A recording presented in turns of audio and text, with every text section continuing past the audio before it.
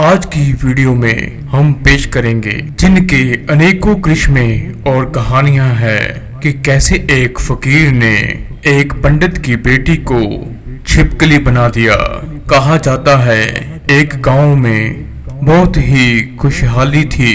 वहां के रहने वाले लोगों में बहुत ही घमंड था और अपने पैसे पर बहुत ही घमंड करते थे, क्योंकि वहां हर एक आदमी के पास बहुत ही धन था। किसी के पास धन की कोई कमी ना थी। जब इतना कुछ किसी इंसान के पास हो तो वो तो मगरूर हो ही जाएगा। वहां किसी एक इंसान के पास नहीं, पूरी बस्ती ही दौलतमंद थी। उनका जो सरदार था वो एक पंडित था। उसकी एक लौती बेटी थी जिसको उसने बहुत प्यार से रखा था। वो बेटी अपने आप को बहुत ही सुंदर और ऊंचा समझती थी।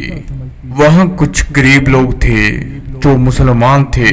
वहाँ मुसलमानों को देखने वाला कोई न था। उस लड़की को काला जादू आता था और वो लड़की अपने काले जादू से किसी को भी जानवर बना सकती थी। और कुछ मुसलमान उससे बहुत ज्यादा तंग थे।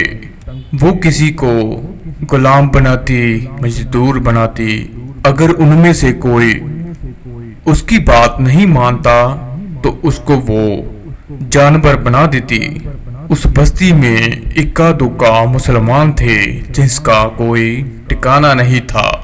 जब पंडित की बेटी का जुल्म हद से ज्यादा बढ़ गया कि एक बूढ़े बुजुर्ग ने अल्लाह से दुआ की। उन्होंने कहा, हमारे पास कोई सहारा नहीं है।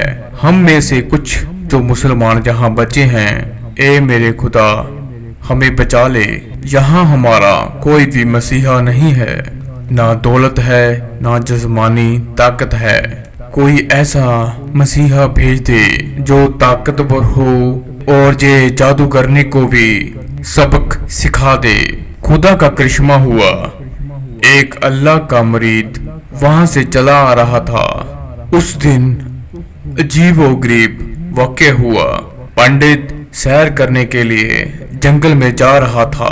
बड़ी शान से वो सैर करता हुआ जा रहा था। अचानक एक जहरीले सांप ने उसको काट लिया। पंडित के पास इतनी ताकत थी कि वो उसको अपने इल्म से मार सकता था, पर उसकी निगाह ना पड़ने के कारण सांप ने उसे काट लिया। पंडित वहीं बेहोश होकर गिर पड़ा।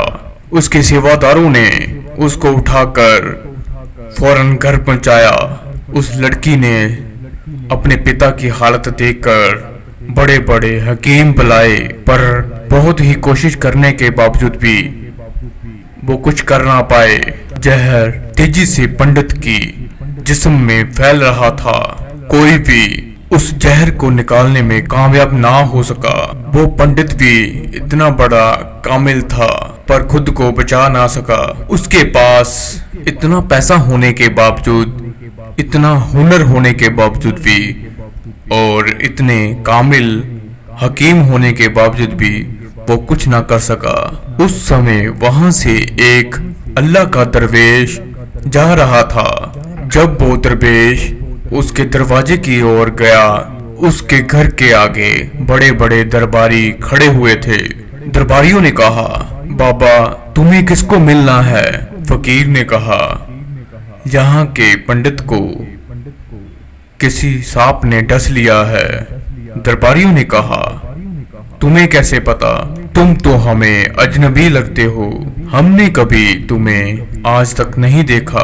फकीर ने कहा, मैं एक मुसाफिर हूँ। मुझे खबर मिली है कि यहाँ के एक सरदार को किसी सांप ने डस लिया है और कोई भी उसका इलाज नहीं कर पा रहा है। दरबारियों ने कहा, लेकिन तुम हो कौन? फकीर ने कहा, मैं एक हकीम हूँ। मैं इनका इलाज करने आया हूँ। उस दरबारियों ने जब फकीर की हालत देखी तो हंसने लगे, क्योंकि फकीर ने फटे पुराने कपड़े पहने हुए थे और हुलिये से ही गरीब लग रहे थे। दरबारियों ने हंसते हुए कहा, तुम हमारे सरदार का इलाज करोगे। जहां बड़े बड़े हकीम और वैद्य बुलाए गए, पैसों की कोई कमी नहीं है हमारे सरदार के पास। दरवेश ने कहा, अगर तुम चाहते हो कि तुम्हारे सरदार की जान बच जाए तो मुझे अंदर जाने दो। दरबारी अंदर आया और अंदर आके बोलने लगा, मालकिन बाहर कोई फकीर आया है जो कहता है कि मैं सरदार जी की जान बचा सकता हूँ। उसका जो जहर तेजी से फैल रहा है उसका तोड़ उसके पास है। लड़की ने कहा, ठीक है, उसको अंदर बुलाओ। फकीर जब अंदर आया तो उसने देखा पंडित दर्द से तड़प रहा था। जहां पंडित के पैर पर सांप ने काटा था, फकीर ने अपने माथे से पसीने को उतारा और उसके ऊपर लगा दिया और वहां से चला गया। पंडित की बेटी और आसपास खड़े लोग देखकर हैरान हो गए कि ये क्या किया इसने, और कमरे में आया और अपना पसीना इसके पैर के ऊपर लगा दिया। उसकी बेटी गुस्से में आ गई, ये तो बेअदबी है, उसने गुस्ताखी की है। जहां के सरदार के साथ जल्दी से इसके पैर को साफ करो, मैं उस फकीर को जानवर बना दूंगी। जब एक आदमी पैर के ऊपर से पसीने को साफ करने के लिए आगे बढ़ा तो उसने देखा कि उसका पैर धीरे धीरे ठीक हो रहा था। उसने पसीने को सांप की डसी हुई जगह पर अच्छी तरह मल दिया। उसकी बेटी कहने लगी, आप क्या करने लगे? उस फकीर ने मेरे बाप के ऊपर अपना गंदा सा पसीना लगा दिया है, आप उस पसीने को मल रहे हैं। उसने इशारे से कहा, अभी रुको। जैसे ही पंडित की टांग पर उस पसीने को मला गया तो वैसे ही जहर का असर खत्म हो गया। जो टांग नीली हो चुकी थी वो वैसी ही हो गई थी जैसे पहले थी। आहिस्ता आहिस्ता पंडित होश में आ गया। जैसे पंडित होश में आया तो उसे फकीर के पसीने का पता चला। उसने कहा, अरे भाई, वो तो मेरा मसीहा है जिसने मेरी जान बचाई है, आपने उसको बेइज्जत क्यों किया? जाओ अभी उसको ढूंढ के लेके आओ। उसने तो हम पर बहुत बड़ा एहसान किया है, हम उसके एहसान का बदला जरूर चुकाएंगे। पंडित के कहने पर सभी दरबारी साधु को ढूंढने निकल गए। बहुत ढूंढने पर भी उसको वो फकीर नहीं मिला। जब जंगल में दाखिल हुए तो एक पेड़ के नीचे एक फकीर को इबादत करते हुए देखा। वो गौर से उस फकीर को देखने लगे कि ये क्या कर रहा है, किसकी इबादत कर रहा है, ये इस पेड़ के नीचे किसको सजदा कर रहा है। फकीर को उठाकर पंडित के पास ले आए। पंडित ने कहा, आप कौन है, कहां से आए हैं? सबसे पहले तो गुस्ताखी की माफी चाहता हूँ कि मेरे लोगों ने आप पर बहुत ही जुल्म किया, लेकिन आपकी वजह से मैं आज जिंदा हूँ। हम गुनाहगारों की आंखें आपको पहचान ना सकी।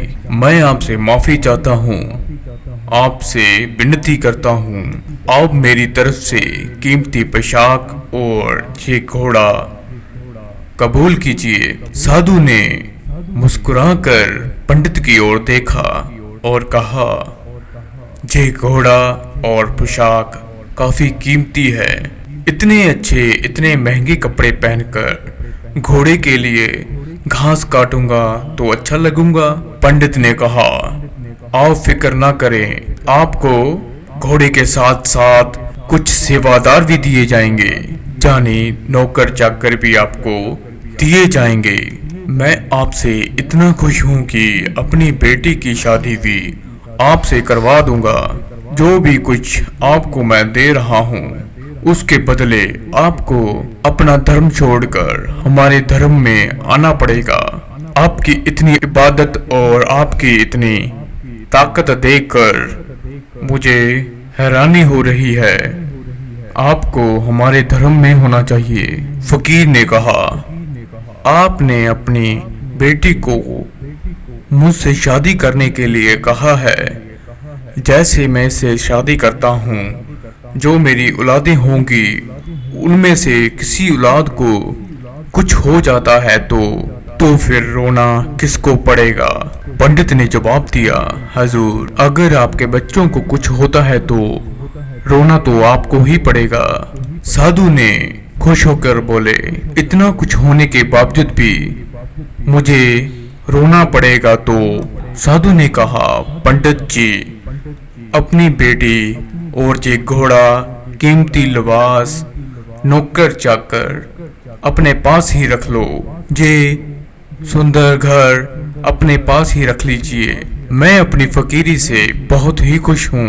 जो रब मेरे साथ रहता है, मेरी कही हुई बात कभी खाली नहीं जाती, तो उस रब से मैं धोखा क्यों करूं? सिर्फ इन चंद पैसों के लिए, चीजों के लिए, चंद पैसों के लिए मैं अपने खुदा को नहीं छोड़ सकता।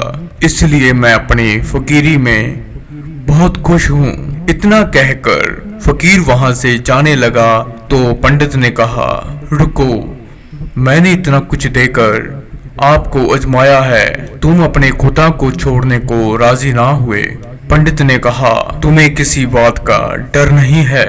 तुम्हें ये नहीं पता कि हम कितने ताकतवर हैं? हमारी बेटी अपने इल्म में इतना माहिर है कि तुम्हें यहाँ खड़े खड़े जंगली जानवर बना सकती है।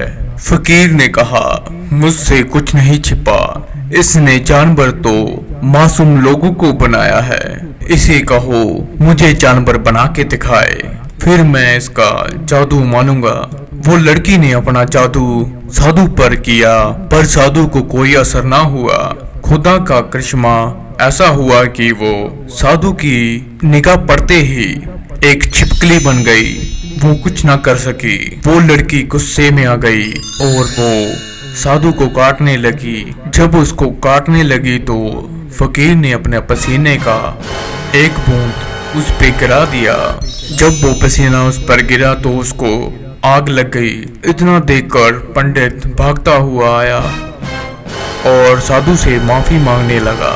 वो कहने लगा, मुझे माफ कर दीजिए, मैंने आपके साथ अन्याय किया है, मैंने आपको धोखा दिया है। मैं हाथ जोड़ के माफी मांगता हूँ, मेरी बेटी को माफ कर दीजिए। फकीर ने कहा, मैं कौन होता हूँ आपको माफ करने वाला? अल्लाह ताला तुम पे निगाह फरमाए।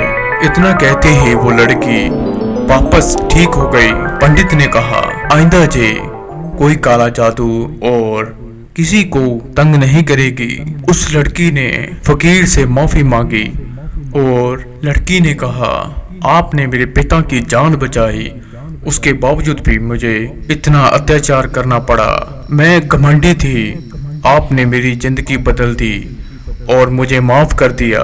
उस लड़की ने साधु को शिष्य होने के लिए कहा कि मैं आपका शिष्य बनना चाहती हूँ। साधु ने आशीर्वाद देते हुए कहा, जैसी तुम्हारी मर्जी। तभी से वो लड़की साधु की शिष्य हो गई। अब वो गांव में कोई भी किसी पर अत्याचार नहीं करता है, सभी मिलजुल कर रहते हैं। ऐसी वीडियो देखने के लिए जीत सूफियाना चैनल को सब्सक्राइब जरूर करें, ताकि जो आपको बढ़िया से बढ़िया कहानियां मिलती रहे।